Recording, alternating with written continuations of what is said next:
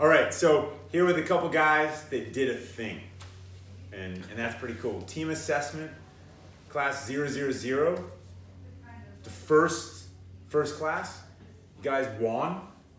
That's pretty awesome. Yeah. Yeah. Is winning good? Winning was good the entire time. It was great. All right, so let's just introduce yourselves. I'm Jason from GORUCK.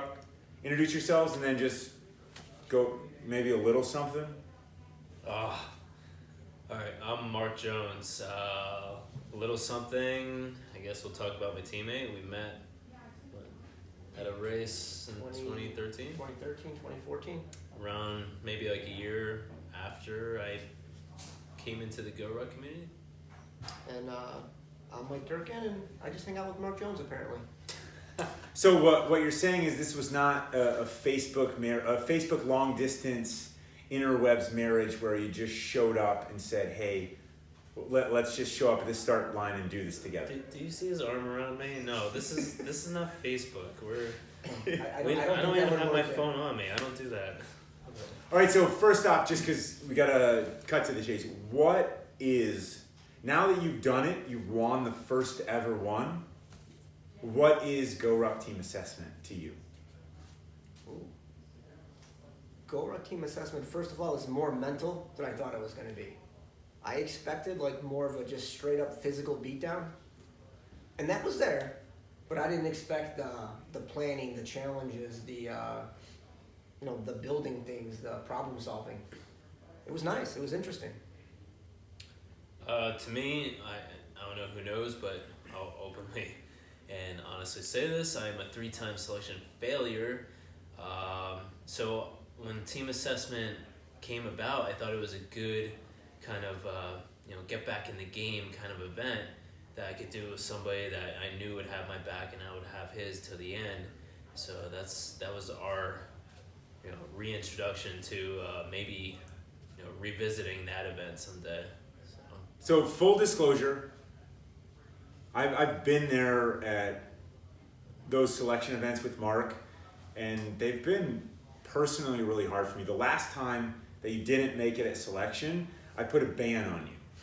Like, you need to go back, you need to not worry about this event, and you need to do something else with your life to get some perspective for a while.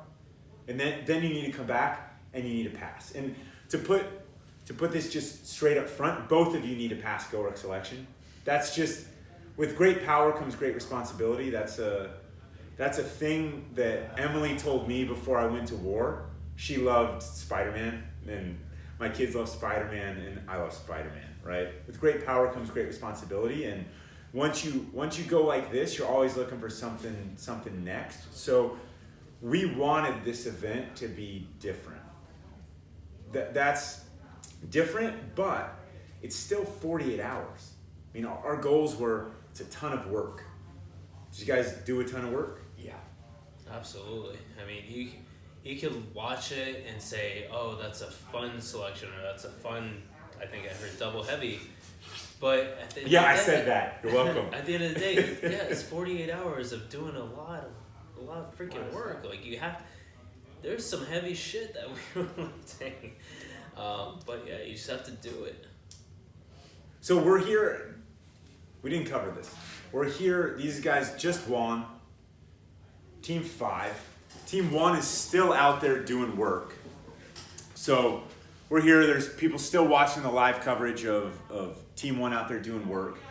It's a different event than selection. You've been on the inside of that event, and our goals were the differences. What would you say the biggest differences were?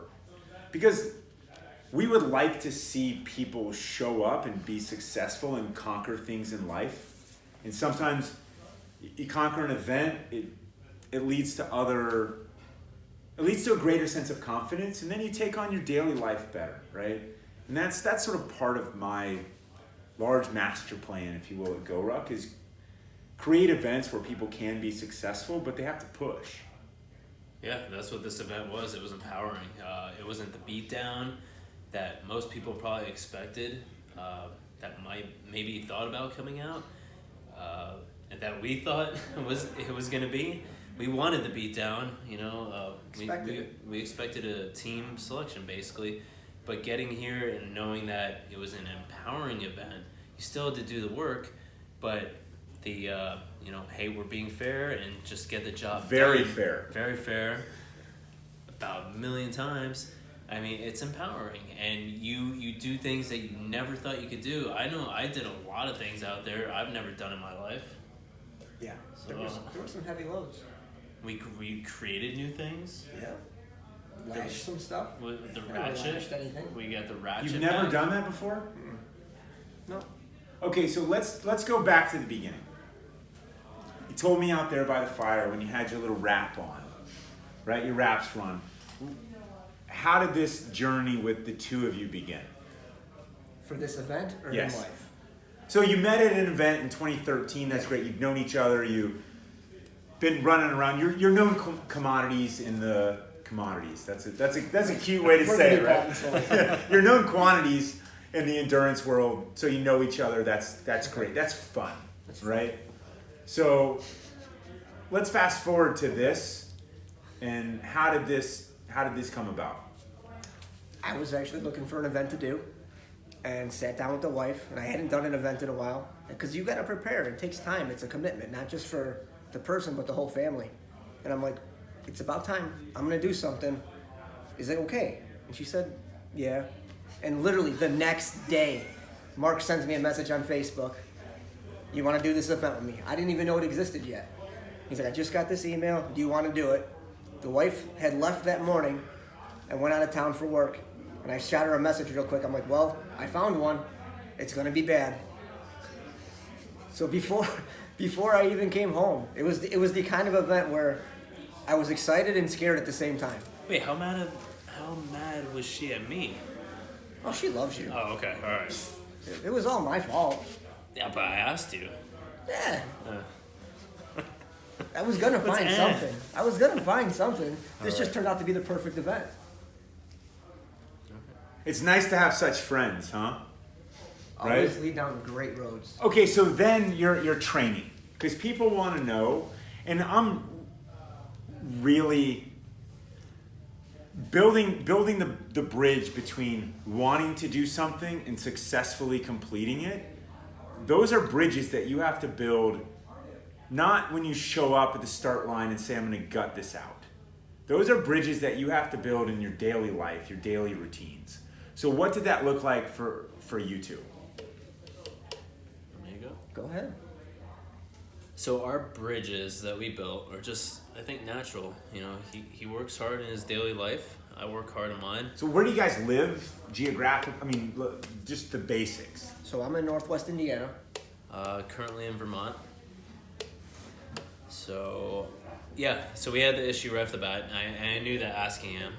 But I also knew his level of commitment based on events that we've had together and close encounters of placement during some of these races that I knew he'd be a great guy to partner with.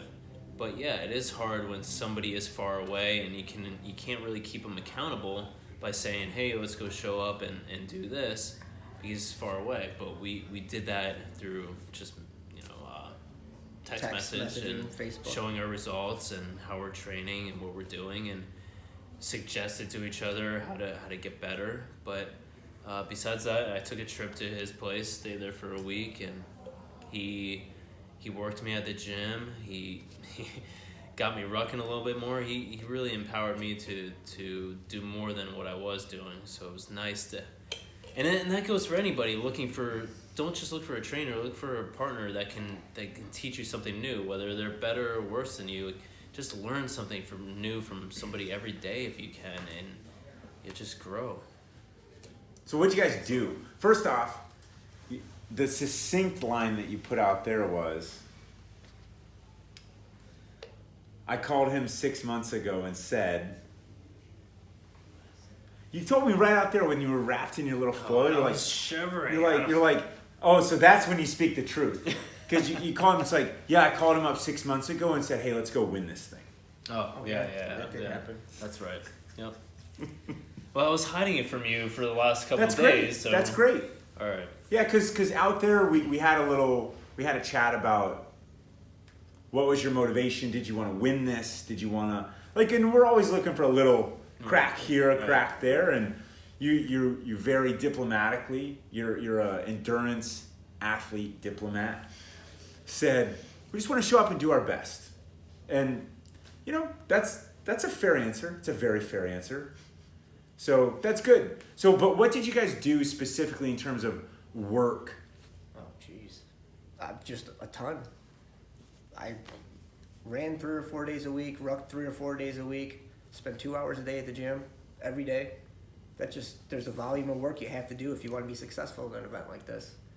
I mean, it just can't be avoided. If you could have changed or altered your training at all, what would you have done? Apparently roll around in the mud a lot more.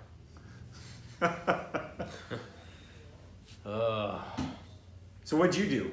Training? I mean, was it similar? Did you guys mirror off of each other, or? Literally, for me, I jumped right into it. A lot of ruck running. I've done 3 marathons, so they're like full rucks. What were your times? My best was 3:48 with 45. And Wow. 3:40. That's pretty good. My 3:48. marathon time was 3:33 with 0. And I was in the middle of the Special Forces qualification course, and I thought I was a stud, right? And I got to the 20-mile mark at 6-something minute miles pace and just hit the wall. And I'm watching, fat people in spandex pass me. It was very humiliating. Very humiliating, and I needed that in my life. And anyway, that with a 45, so ruck running. I mean, it's shuffling because you can't get the full gallop, right, of running, but it's high cadence. Yeah. That's so back to the times that you've done GORUCK selection. There's the 12-miler in there, and your times at that, which I spoke about in the live coverage at Team Assessment. I mean, your times in that were absurd. They were 2:15, 12-miler, 45 dry. I mean, on the beach. So you improved that, maybe. You improved that a lot. Yeah. You improved that a lot. Yep. It was, there's the great man aspect too. So that was pushing probably too hard. But it's also, that was the beach, and this is, it's a road. So we're talking about 2 different... Yeah, I mean, I guess. I don't think the 12-miler in selection, I mean, to win that by that much, you get to sit down, put your feet up, which you did. This image of you off in the dunes in Jack's Beach, and you were there 30 minutes, 45 minutes before anyone else. I mean, you're one of the best ruckers are, other than what I'll say you, are in Special Forces, just because the volume of people doing that. And you're not going to get those people that are active duty, that are great at that, to show up for these kinds of events. But your base of endurance is very high. Both of you guys, your base of endurance is really high. So how did you tweak that in your training? We talked a little bit about this in terms of running versus rucking, or power, strength versus speed even. Yep. So what was that like in your training? Oh, I put 10 pounds on. I put 10 pounds on, and I just lifted just heavier. Everything went heavier. A little bit less reps at the beginning, a little more reps as the event got closer, but I had to put a little bit of size on my upper body. I do a lot of rucking. Sometimes it's more like backpacking though, with the family and stuff. And those rucks sit a lot different. So when I started training for this, my shoulders were smoked. So I had to add a lot of size up there and a lot of endurance there. So that changed my routine tremendously. Yeah, train how you fight. So you're coming to these events, use the equipment you're going to use them for, and that's all I did. I dropped my running on the road or running on the trails just completely slick to I'm going to bring a ruck out, and even if it's just with the dogs, or it's going to be something that's actual for conducive to training. The ruck was a big part of my life for the last 6 months, and everything I did. So even given your foundation, right, endurance foundation, 6 months, singularity of focus, Is that fair? 100%. 100%. No other race. Everything I did, whether it was a race or training, was focused on this event. And that's because of this guy right here saying, when I first asked him, like, let's go win this thing. And that's all that was on our minds. So, Yeah. So if you play through the event in your mind, what are the moments that stick out to you? Some of them may be loud or really memorable. Some of them more quiet or intimate between you two. Like, what are the moments? You first. shock value of who showed up. We thought at least 15 teams would show up out of the 22. 43 individuals signed up, so 21 and a half. Okay. 20, call it 20 teams. I mean, yeah, to have 6 show up, that blew our minds because we didn't have any coverage, especially after the PT test. There was nothing. There was nobody. 6 cadre, 2 teams. Yeah. Yeah. So shock value, then what? For me, there was one of the evolutions that we were doing of the 12 miles of hell run, or whatever event, and I wanted to take a break on a corner, just briefly. I don't know if we were dragging an 80-pound sandbag or carrying it or something. I'm like, let's just stop here real quick. I want to change something, and we lost that event by like 12 seconds. So I'm like, everybody likes to win, no one likes to lose, but that one was 100% on me, and that sticks out in my head. Because I was lazy for 12 seconds. I don't even remember that. It's funny how that works, right? I think the biggest standout for me was, here we are winning all this stuff. Some of the penalties aren't a big deal. And it's like, we said we weren't really pushing. We were pacing like solid because we were fearful that Team 1 might have been doing the same thing, and then we have this like big epic like battle royale at the end, and we're like fighting to win this thing after we've been winning the entire event. So I think we were nervous about that. Sure. And So describe the mechanisms of the event then, right? So you've got there's a lot of gates that happen. You guys won most. Certainly after the 12-hour mark, you won basically all of them. You got a lot more rest. You got more time for priorities of work. So what was going on in your head? So building to this final event, you didn't know what it was going to be. No. You didn't know how long it was going to be. I mean, sure, if it's a 50-meter sprint, you just never know, right? But obviously it was a significant event. The final event, the culminating exercise, took you all 3.5 hours to complete. So it was significant. That's, in team assessment speak, that's very fair. Right? yeah. So there was enough time where the thinking was that you all had enough recovery time. If you keep winning gates, you keep getting more rest time. You keep getting, and the penalties were, the total volume of the penalties physically were insignificant. My take is that mentally they were very significant. If you keep winning, I mean, look, you lose one iteration, it puts a fire under you that says, I don't want to lose that again. Yeah. Yep. We're both the same way. But what sucked about coming in was when it was cold and we were wet, we would be just standing there shivering while the other team was working. Yeah. So that was kind of a lose. It in wasn't some a loss, sense. but Yeah. well, the part that makes it hard is we all did an almost identical volume of work. And we all did it in almost an identical amount of time. Where we rested was different.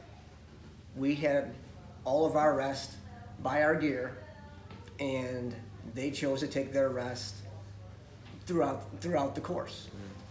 So, I mean, it wasn't like we got significantly more rest than they did. We just had ours lumped together a little bit different. I mean, it's not good and it's not bad, and it is what it is. We had to do 5 miles, say, and we did it in a 45-minute block. and then we had 15 minutes on the end to do with whatever we wanted. You know, team 1 did their 5 miles in the same amount of time, because that's when the next event started. They just rested in the field. I guess to enhance. They rested by going slower.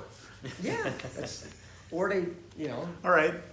To enhance on that, I would say no matter what we were told to do, we immediately came up with a system and just And like just did it. stuck to it and did it. It didn't matter. There was no like bitches. Let's rest a little bit more because my shoulder hurt. It was just no. This is your turn. This is the time we plan. Let's do it. Sometimes it just sucks. You still got to do it. You guys were very, and we talked about this out there. You guys were very methodical about that, and I would say that is if you're out there wondering how to do this event, that's something to replicate. Like, come up with your system, hold your system. If all of a sudden you can't do something in the time, if you can't do 20 steps, stop and do 10 breaths and move on to the next 20 steps, then change your system. Don't just expect the system to stay the same and let someone keep failing. Right. But you guys you were methodical about it, and it was very clear to us. So is that fair to say that was a good way to do it for you guys? That's very Absolutely. Very fair. fair. Very fair. Very, very. No, we're both on the same mindset when it comes to that. If something's working, there's no reason to change it. And we said coming in, we're going to make our plan, and we're going to stick with it. Even if it sucks, sometimes you just got to go with it. But we did make But changes. We did make adjustments. We would go Like what? Give us an example. I don't know, crab walks, 20 reps. Okay. Like, that was bad. 20 is a little much. Let's go to 15. Yeah. But it was a quick, like, mutual, hey, we're going to 15. Hey, we're going to 10. Yeah, And all that took was an eye shot. Like, that was a bad decision. Let's. Yeah. But I mean, Communication between that's the key. two of you, right? Key. Because Every relationship. It's key. so taking it up a notch, like, what was your perception of what was the role of the GORUCK cadre at this event? Motivators and I don't know, motivating, supporting, and just enforcing standards. Yeah, I would agree with that 100%. I don't think there was anything negative about them at all. It was No. they were they're great people. I knew that at any selection I've been to because I've only done one actual GORUCK, but you know the selection is always like, man, I want to get to that next level where I can actually. So you both know you guys. you both are one-time GORUCK challenge guys, right? Which was yours? It was like Atlantic City, but it was when you had to do one to do selection. Oh, right. So that's why I did it. That was Selection tough. spoke to you, and you Yeah. did Chicago 9/11. 9/11 tough in Chicago. Yeah. In which year? 13 maybe. 2013. Yeah. Early on, and so my point is we're getting into. I mean, you guys like the really significant stuff. Sometimes we'll have you guys down to Jack's Beach. We'll just do a normal tough together or something normal tough. It'll be fun, right? We'll drink beers at the end. It'll be good. You got to ask your wife. That tough, I don't think a tough is a 6-month commitment. No, it's not. So I think I'll be okay. So the role of so motivating and kind of enforcing standards and stuff. I mean, what did you expect? You expected more like GORUCK selection. Right. I did. Yeah. And so ask me the question that you asked me before this started rolling. It was, he's been through a thing or two. He keeps forgetting the stuff he's telling or asking. You basically asked me, when did you decide that this wasn't going to be like GORUCK team selection, which it's not. So it's kind of we did go back and forth a lot, and we actually went back and forth with the finishers of GORUCK selection a lot, including James, who's out there right now, about what this event should be called. And there was no, my initial reaction was this should be called team selection, because it will be the easiest for people to understand. And there was Alex and James were probably the two most vocal, that they didn't want this called team selection. They just thought that it should be different. And so, like, okay, I can live with that. And we talked about it in this exact spot, in that room right there, though, about, it's like, okay, we'll call it assessment because it's Special Forces assessment and selection. So what's the difference? And when you say, okay, there is a difference in name, it takes on a difference in everything. The team for us was inherently, the vibe is totally different. You guys are authorized to talk to each other. I mean, I guess we could have run it and said you're not allowed to talk to each other, but that feels stupid for 48. We had sign language too prepared, so it would have been fun. You had silent language prepared, so perfect, right? So the point though is you did a lot of work to prepare for this as a team, but we said talking is authorized. That was kind of a default stance for us, which we obviously did not put out to the teams who signed up. So while y'all were not training, you were practicing, hand and arm signals. Yeah. God bless you guys. we love meeting the kind of people that want to do that kind of stuff. And so we just sort of said, at the start, it just felt different. Actually, James walked up and had cookies that Lori Maris had baked and said, hey, I brought some cookies. She insisted that you try some of these. And that reminded me of selection class sort of 000, 001, 002 time frame.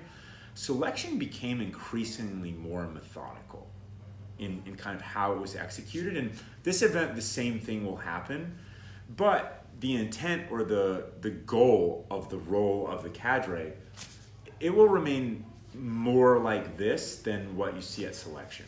And so that was an instantaneous decision of how that difference applies at the start point. We knew it was going to be different. We didn't exactly know how it was going to be different. Sometimes you have to feel something. It's like, this is going to be different.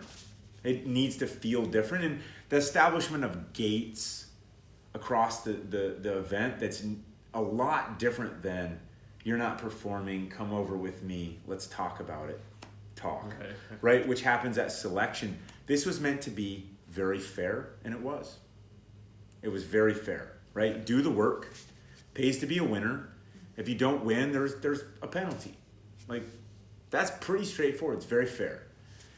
Selection is very fair in a different way, right? It's always relative.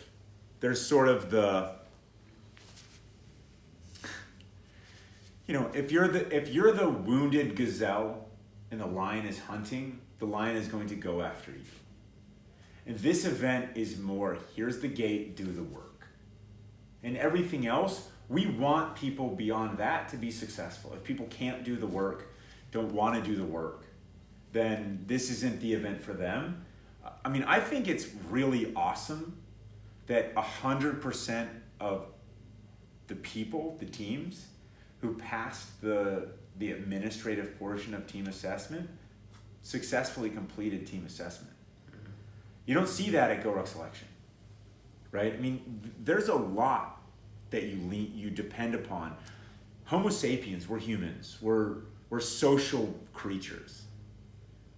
If you have another person next to you, there's millions of years of evolution why that works better. And that's on full display here. So we kind of knew it was going to be different. The plan changed dramatically because it had to, because there was only 2 teams and what are the time standards and all of that stuff. But the concept stayed pretty stable. It was initial part of the event. Here's a gate, here's a gate, here's a gate, here's a gate. There's just 2 teams. So, you guys were pretty dominant in the competitions, especially once we got back here to the J-Hop. House of Pain. G-Chief J-Bird's House of Pain. and so, that's pretty straightforward. The start point, it was just different. It was just different. And I mean, I'm really if we're just 3 dudes talking in my dad's garage, and we are, we wanted more people to be successful at this event. Like we want everyone to be successful at GORUCK selection as well, but we wanted to do certain things that would make people more successful at this event, and that includes the establishment of teams. That includes the role of the cadre. That includes how the cadre conduct themselves, and all of this harkens back to various phases in Special Forces qualification course, meaning the cadre take on different roles in that too, and we harken back to that. That's what we know. That's how we grew up in the endurance athlete world. It's not from just doing endurance events described as endurance events. It's from our backgrounds in special operations. That's what we know. That's what makes us us. And so we wanted to apply that in the best way that we could, that would be true to us. Because, you know, I always love people who love where they're from, right? It's like, oh, you're from Northwest Indiana, right? Mm-hmm. Like, if you love where you're from, I want to hear about that, you know? Where we grew up professionally is in special operations, special forces. So apply that to an event and say, okay, we can harken back to the way that cadre were with us in this event. There's more education in this. There's more, hey, do it like this. There's more, hey, you're doing good. You're doing good work here, right? Keep it up. You don't get that at GORUCK selection. No. You got to find that deep within yourself. And so what's the crossover between people who can do it? There is a crossover. There is. Like, you have to be a great teammate, you first have to be a great individual. You know, here it's a little backwards because this is a step ladder for me in our sort of grand master plan to say, if you want to pass GORUCK selection, this is a great step ladder. And I expect both of you to pass GORUCK selection. That is what I will throw onto you. I threw that onto you a couple years ago or 3 years ago when I told you not to come back. Right. And to let it breathe. Because your head wasn't right. And it wasn't your body ever, it was your head. You needed to go find some additional perspective. And if the only purpose of this event was that you found some perspective and you come back and you successfully complete GORUCK selection, this is a huge success for me at a very personal level. And so I'm going to pass that on because we just met, Durkin. You and your Durkinisms, right? We just met. He's Durkinites too. Durkinites? Oh, he has a whole following back in Indiana. Awesome. You're making up rumors now. Durkinite. Come on, I was a Durkinite for a week. Let's hear, but what's a Durkinite? So he doesn't want to talk about himself. Got it, right? He's one of those guys. What's a Durkinite? Come on, let's hear. Give us his story, like behind the scenes, all of it. So I go to train with him for a week, and he brings me to his gym, and it's like immediately a flock of, you know, gym dudes all around him. And they call themselves the Durkinites. Like, they follow his lead, and they train with him, and yeah, he motivates and empowers them, and they're the Durkinites. It's his crew. Say it ain't so. Come on. It ain't so. It is, but maybe. No, I'm just not that guy. It ain't so, it is, but maybe. Yeah. Standard answer. So the interesting thing that I see, there's a consistent thread of people who do extraordinary things, and they have answers like that. And that's really cool. Surround yourself with people like that who just want to be humble about what they do, and that's a really rewarding life to be surrounded by people like that, right? It's like, you guys just did something really, really cool that you dedicated your life to for a period of time, and you came out and you crushed it. And everyone is proud of you. I mean, the cadre are back there. At this event, we get to express that a little bit more. That's just our demeanor at this event. You guys did a great job. You worked together. 48 hours is a long time. You worked together. You came together. You did work together. I mean, you two will share this forever. Yeah. Yeah, we slept together. Went to the bathroom together. We peed together. What else did we do? Apparently, I I put smiled lube- at you, I a put too lube sway in or something.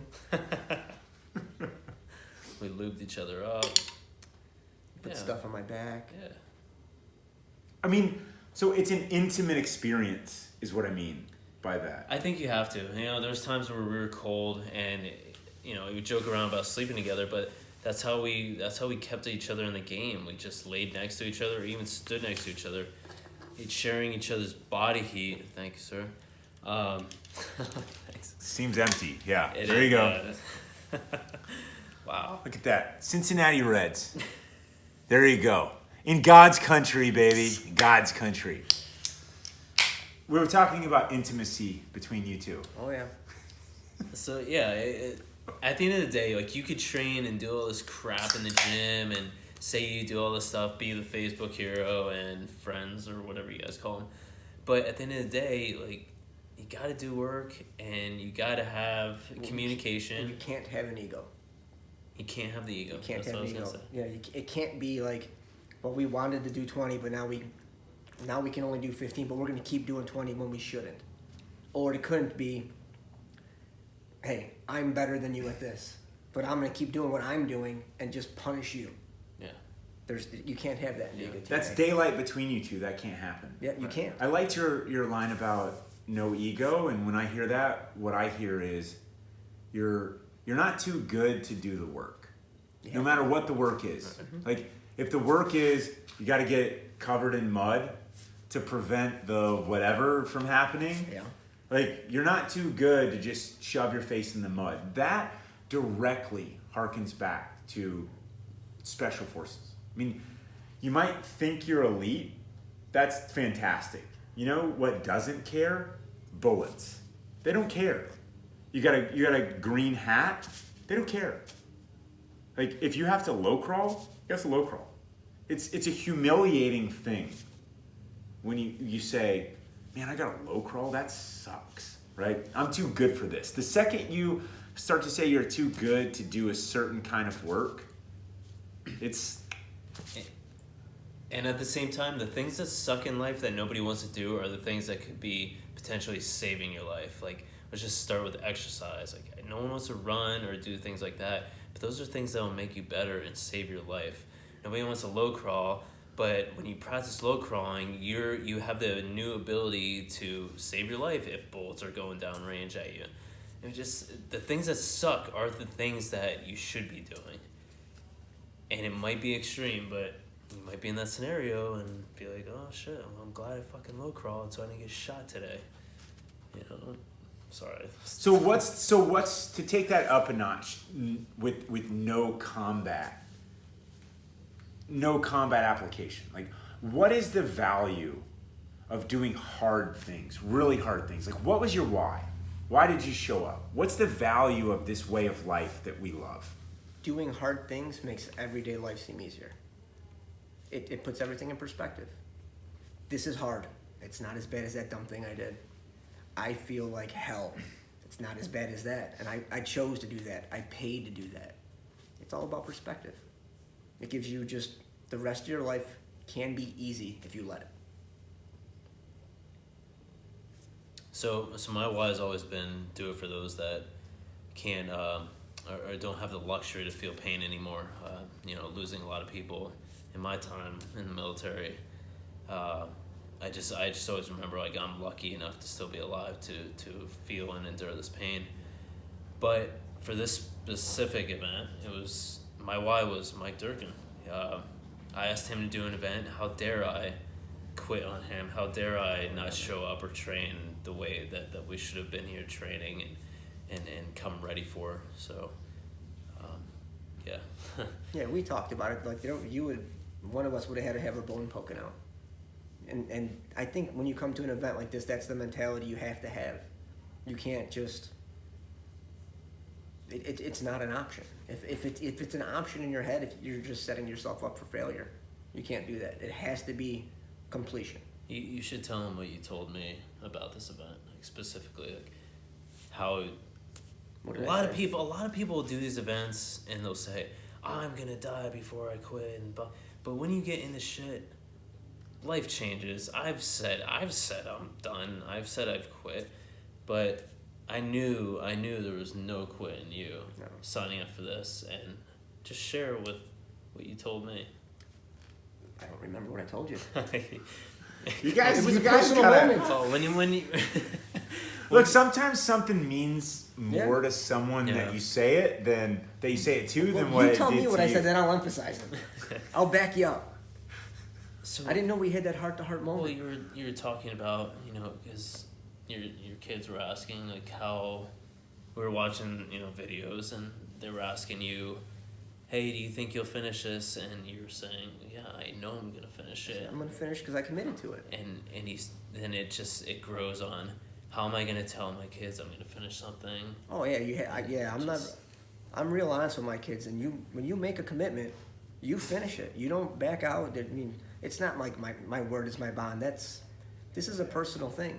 I made a commitment to me. I made a commitment to Mark, and I made a commitment to my family. I mean, I gave up a lot of time to be here. Like I said, I mean, I asked the wife, are you willing to let me do this? Because it's 30 hours a week sometimes. You're up, you're rucking 20 miles on a Friday night because you have to. It's not all fun and games. It's a commitment, and it's their commitment. It's not just my commitment. They're giving up a lot of me. I'm missing a lot of them. I'm not gonna, and that's, so what's my why? Other than saying I would, I'm not gonna waste that. I mean, that's a lot of precious time, and you only have so much.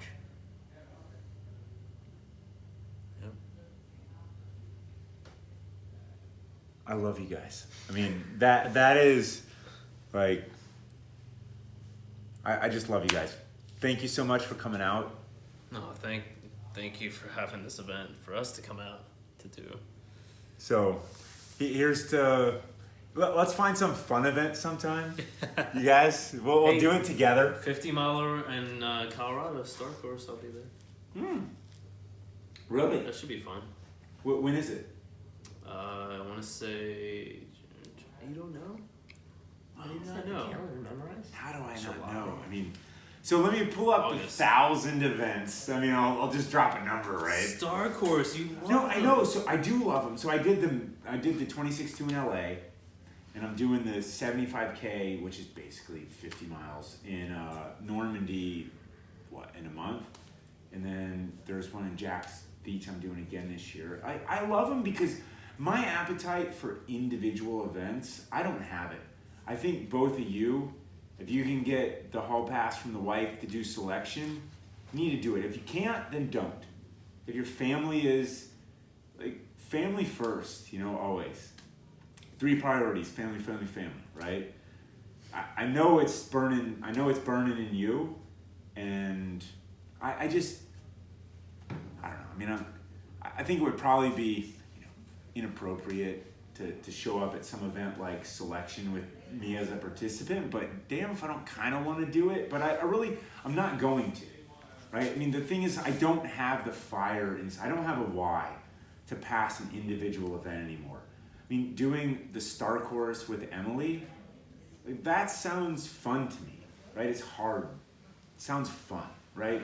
Doing a team event, I've been really inspired by you two, right? You two, and they're still going. I can see it going. The volume's down. We'll turn it back up. We'll be done in a second. Turn the volume back up and go check in on Team 1. But it's really inspiring to see people work together. That motivates. It's more, I can relate to it more because I just don't have it right now in my life to want to dedicate my life to something like selection. I also don't have your conditioning base right now. You put the time in for assessment, for team assessment, you have it. You have the conditioning base. Then it's mental. And that's it. It's really simple. That's it. So I haven't put in the time to do something that's individual because I haven't prioritized it. And Star Courses, I love them. That's a fact. I really, really enjoy them because they're rucking centric. I enjoy rucking. Imagine that, right? It's not a ton of weight. You get to see a city. I saw a marathon plus in LA, and it was awesome. You know, LA, it's a beautiful city. And if you see it like that with the team, it's great, right? Same thing with the other cities.